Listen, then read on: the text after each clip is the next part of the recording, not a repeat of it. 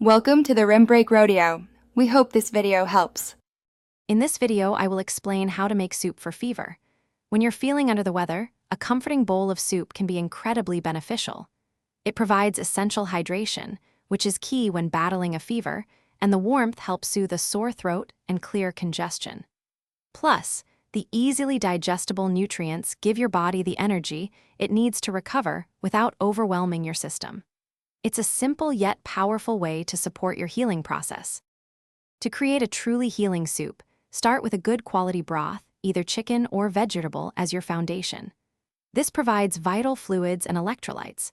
Next, incorporate lean protein, such as shredded chicken or lentils, to supply essential amino acids for muscle repair. Don't forget a colorful array of fresh vegetables like carrots, celery, and spinach, packed with vitamins.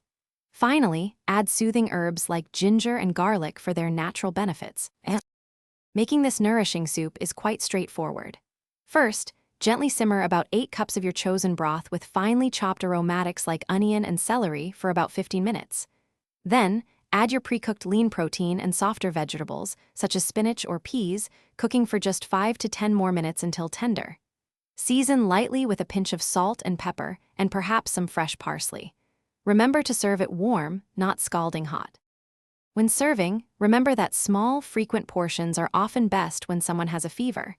Ensure the soup is comfortably warm, not too hot, to prevent any discomfort.